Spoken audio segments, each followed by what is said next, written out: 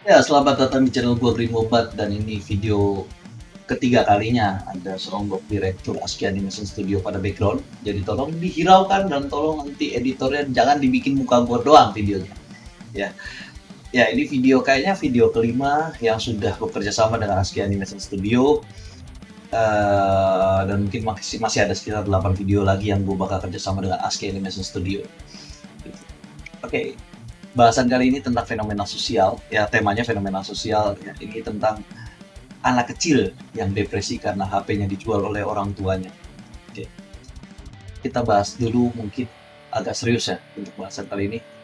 Ada fenomena yang belakangan ini cukup viral di media TikTok, Facebook, dan lain sebagainya, ya, di mana seorang anak usia sekitar 11 hingga 12 tahun terdiagnosa depresan setelah ibunya menjual handphone yang ia beli dari hasil tabungan, di mana postingan pada medsos tersebut banyak menuai kecaman, ya, banyak sekali kontra, terutama kepada orang tuanya. Bahkan tidak jarang juga yang menyalahkan dengan menggunakan bahasa-bahasa yang kasar.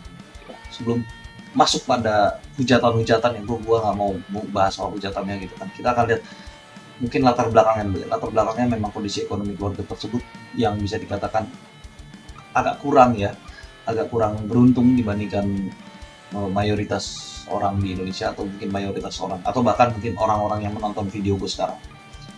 Ya gitulah, kenapa? Karena keluarga tersebut ditinggal oleh ayahnya di luar kota, jadi mereka tidak tinggal di satu kota yang sama, dan dari keterangan yang didapatkan, ayahnya tidak memberikan uang ke istrinya selama 8 bulan.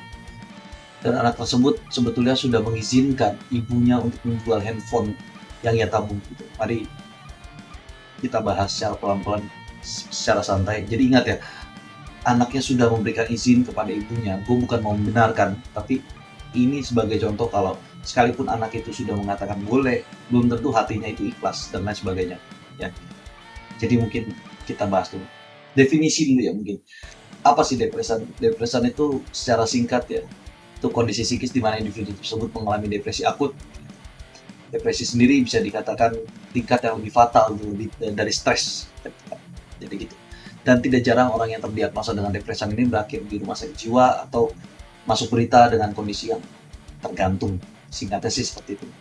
Kondisi yang sebetulnya membahayakan ya bagi individu yang terkena depresan, terlebih pada anak usia 11-12 tahun.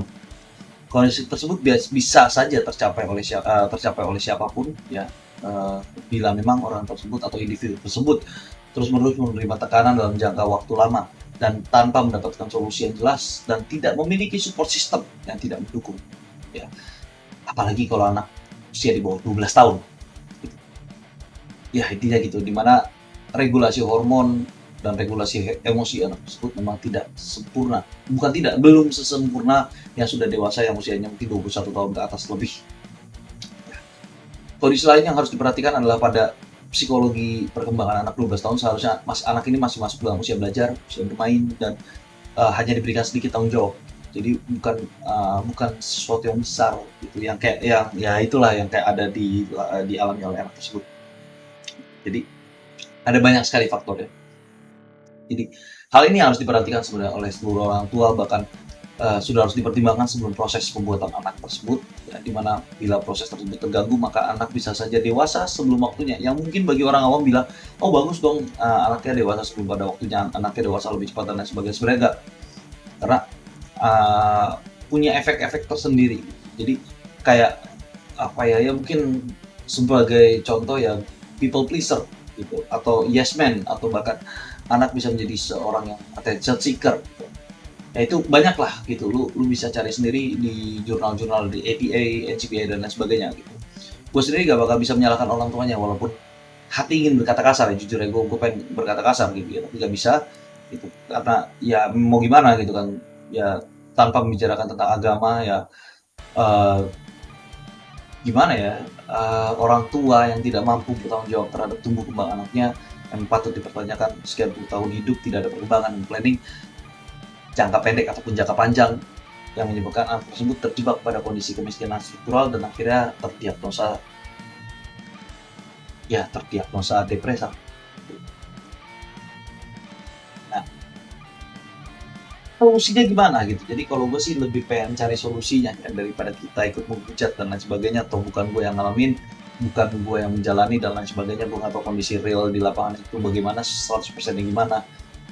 Karena tadi yang gue bilang itu ada banyak sekali faktor, ya, ada banyak sekali faktor dan kita nggak akan bisa tahu faktornya apa aja. Itu harus perlu ada asesmen klinis dan lain sebagainya. Solusinya nih, solusinya untuk anak tersebut ya sebetulnya butuh pendampingan dari tenaga profesional dan pengawasan berjangka dengan estimasi waktu sekitar 2 hingga 3 tahun. Itu pun dampak jangka panjangnya akan tersisa sebagaimana udah gue sebutin tadi ya. Jadi ini anak belum tentu bisa 100% sembuh gitu. Belum tentu bisa 100% terlepas dari trauma dan lain sebagainya, belum tentu bisa berperangai sebagaimana usianya dan lain sebagainya gitu, sama kayak anak-anak lainnya pada umumnya gitu dalam statistik normal ya. Ya, bahkan sekalipun anak tersebut didampingi oleh seorang behavior analis anak 24 jam belum tentu bisa. Dan sebetulnya fenomena ini tidak jarang ditemui di kalangan masyarakat, terutama di kalangan masyarakat menengah ke bawah di Indonesia. Di Indonesia, seluruh Indonesia, jadi nggak cuma di daerah terjadinya kejadian tersebut.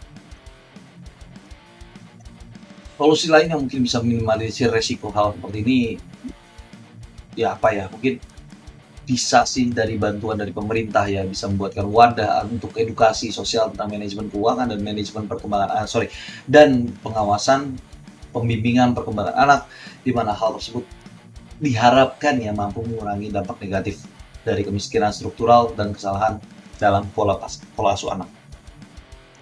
Tapi pasti masih ada dampak negatif, makanya gue bilang hanya mengurangi. Dan apa ya, kalau misalnya kita mau realistis ya memang agak sulit ya, tapi itu teorinya. Tapi setidaknya kalau misalnya ada pendampingan untuk anak tersebut, ada penyuluhan dan lain sebagainya, bukan diharapkan ya, tapi mungkin secara statistik angkanya bisa berkurang. Secara statistik orang-orang yang terdampak dari hal-hal tersebut bisa berkurang, bahkan mungkin dampak negatif yang dialami oleh individunya bisa berkurang juga. Dan ini juga bahasan lain ya, ini mungkin banyak orang tua yang sudah bukan sudah ya, tapi lebih tepatnya telat aware tentang gadget ya. Jadi penggunaan gadget pada anak di tahun-tahun seperti tahun 2024 ini memang sangat harus diperhatikan oleh orang tuanya, di mana hampir tidak mungkin di era modern ini untuk tidak menggunakan gadget sama sekali, di mana proses pembelajaran dan pendalaman ilmu banyak sekali didapatkan di internet dalam bentuk artikel, jurnal, paper, dan lain sebagainya. Hal ini bisa dibahas di lain kesempatan sebetulnya, gue mau menyampaikan dulu ya, kalau misalnya memang ada beberapa kalangan yang bisa membatasi bahkan menghilangkan ya penggunaan gadget pada anak atau usia dini ya. Tapi balik lagi, untuk manusia secara general ya, bukan orang kaya yang mereka bisa datengin tutor dan lain sebagainya. Jadi itu cuma 20%-nya gitu.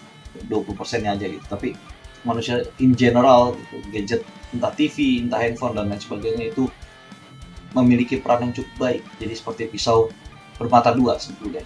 Memang orang tuanya wajib bisa mengawasi anak bahkan 24 jam dari usia dini, dari usia anak 3 tahun, 4 tahun, dan lain sebagainya.